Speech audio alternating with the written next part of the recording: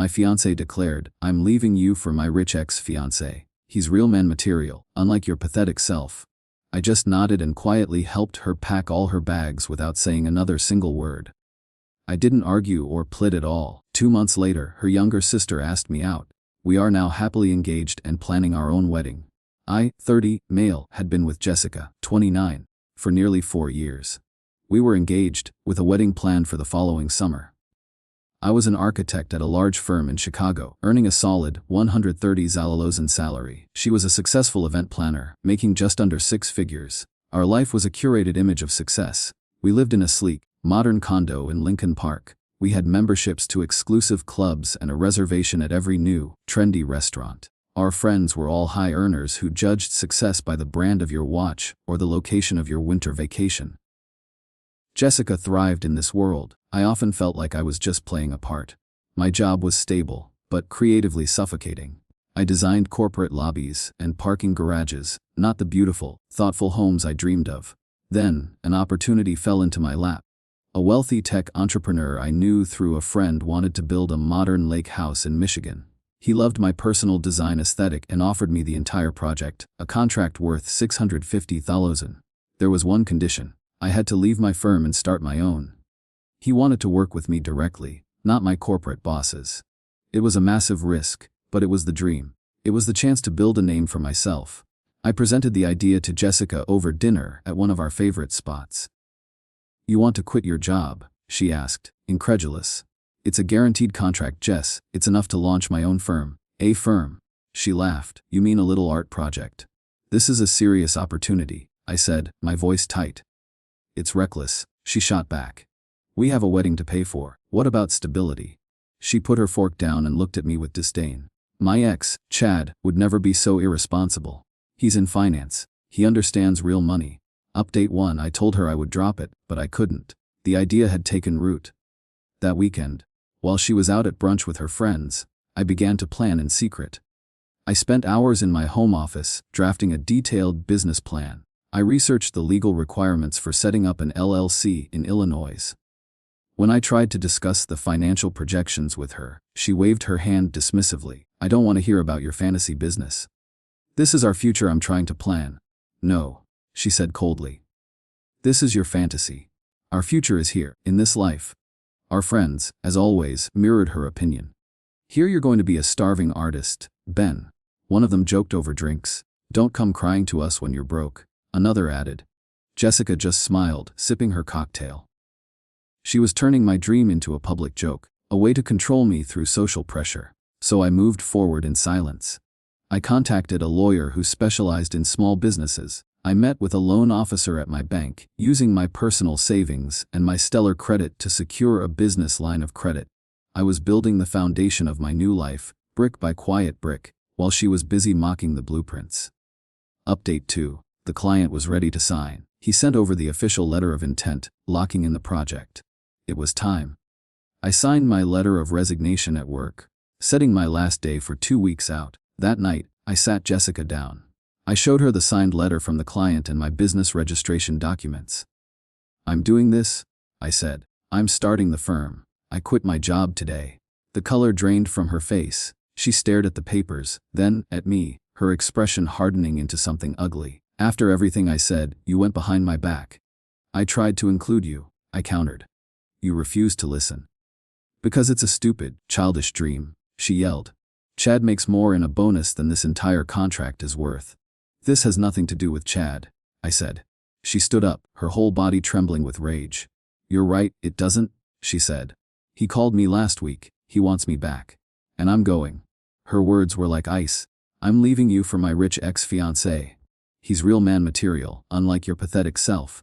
She delivered the line like a final, killing blow. But I felt nothing. No anger, no sadness. Just a quiet, startling clarity. This was never a partnership. Update 3. Jessica was gone by the end of the weekend. She packed her things while I was out of the condo, leaving only the engagement ring on the kitchen counter. Her departure was followed by a series of texts designed to inflict maximum damage. She sent me photos of herself with Chad on his boat. She told me their friends were all laughing at me. I didn't reply to any of them. I was too busy. I broke our lease, paying the penalty from my savings. I moved into a small one-bedroom apartment in a less glamorous neighborhood. My living room was now my office. My dining table was covered in blueprints. The work was all-consuming. I was the architect, the project manager, the accountant, and the janitor. Some days, I worked for 16 hours straight, fueled by cheap coffee and the sheer terror of failure. But it was the most alive I had ever felt. I wasn't just designing a building, I was designing my own life. The silence in my small apartment felt less like loneliness and more like freedom. Update 4, 6 months later, my firm, which I named Northwood Design, was taking shape. The lake house project was well underway, and photos of the framing against the Michigan woods were starting to get noticed on design blogs. I was working nonstop, but I was also taking care of myself for the first time in years. I started running along the lakefront every morning. I was eating better. The stress of my old life was gone, replaced by the pressure of my own ambition. One afternoon, I got a text from an unknown number. It was Jessica's younger sister, Emily. She was always the quiet, thoughtful one in the family, the opposite of her sister. "Hi Ben." The text read. "I hope this is okay.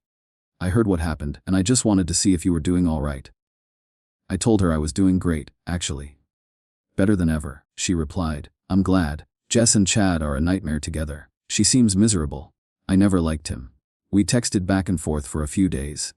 She was funny, smart, and down to earth. She asked if she could see the plans for the lake house, saying she'd always been fascinated by my work. We agreed to meet for coffee. That coffee turned into a 3-hour conversation, and then another meeting for dinner the following week. Update 5. The lake house was completed ahead of schedule and under budget. The client was thrilled. He referred me to 2 of his colleagues, and suddenly I had more work than I could handle. The project won a regional award for residential architecture. I hired my first employee. I posted the award announcement on my LinkedIn page and the firm's new Instagram account. The post included a link to a stunning photo shoot of the finished home. It was picked up by a major architectural magazine's website. My pathetic art project was now an award-winning, published work. Jessica must have seen it. The emails started that night. They were full of regret and revisionist history. "I always knew you had it in you," she wrote. "I was just so scared of the risk," she claimed. "We were so good together. I made a huge mistake." Then came texts from our old friends, all singing a new tune. "Dude, congrats, knew you could do it." They were falling all over themselves to get back in my good graces now that I was a success. Update 6. I was meeting Emily for lunch when Jessica cornered me outside the restaurant. She had clearly been waiting. "Ben, we need to talk," she said, blocking my path. "There's nothing to talk about, Jessica. I was wrong," she pleaded, tears welling in her eyes. "I was an idiot. I miss you. Chad and I broke up." She praised my work, calling me a genius. She said she wanted to be with a man who built things, not some finance guy who just moved numbers around. It was a perfect performance. But I wasn't the same man she had left. "You called my dream pathetic," I reminded her calmly. "You said I wasn't real man material." "I was just angry, Ben. I didn't mean it." "You meant every word," I said. "The only thing that's changed is that my risk paid off. I'm sorry things didn't work out with Chad, but my life has moved on." Just then, Emily walked up and took my hand. Jessica's face fell as she looked from me to her sister. The betrayal in her eyes was something to behold. Update 7. Jessica's pleas for reconciliation turned venomous. Since she had no legal claim on my business, she tried to destroy my reputation. She started a targeted social media campaign, creating posts full of lies. She claimed I had stolen the lake house design from my old firm. She accused me of using her family's connections to get the contract. The campaign was a spectacular failure. My former boss, a respected figure in Chicago architecture, posted a public comment on LinkedIn. "Ben's talent is all his own," he wrote. "We were sorry to lose him, and we congratulate him on his well-deserved success." The client himself posted a glowing testimonial on my company's Facebook page, detailing how he had sought me out personally for my unique vision. The final nail in her coffin was Emily, who publicly defended me, calling her sister's actions shameful and dishonest. Jessica was left with nothing, her lies exposed for everyone to see. Update 8. A year passed. Northwood Design now employed 4 people. We had a beautiful office in a restored loft downtown and a 2-year waiting list for new projects. My life with Emily was a world away from what I'd had with her sister. Our relationship was built on mutual support, shared laughter, and quiet respect. 2 months ago, I took her to the site of the award-winning lake house and asked her to marry me. She said yes. We bought a small plot of land in a quiet suburb, and I spent my evenings designing the home we would build together. Last week, I got a long email from Jessica. She had moved to a different city. She apologized, for real this time. She admitted to her jealousy and insecurity. She said she knew she had lost something good, and had to live with that. I showed the email to Emily. I replied with a simple message. I wish you peace, Jessica. Then I deleted her email and archived the conversation. Final update. Emily and I hosted our engagement party at our new office. Her parents were there, looking both happy for us and deeply sad. Her father pulled me aside during the party. Ben, I want to apologize, he said quietly. We always taught Jessica to value success and status above everything. We thought it would make her secure. We see now that it just made her hollow. We are so sorry for the pain she caused you. He shook my hand. We are thrilled to have you as a son-in-law. Later that evening, standing with Emily and looking at our friends and family celebrating with us, I realized the most important lesson. A life, like a building, is only as strong as its foundation. A relationship built on status, money, or social approval is built on sand. It's doomed to collapse. But one built on a foundation of mutual respect, trust, and shared dreams can withstand any storm. Looking at Emily, I knew we were building a life that would last forever.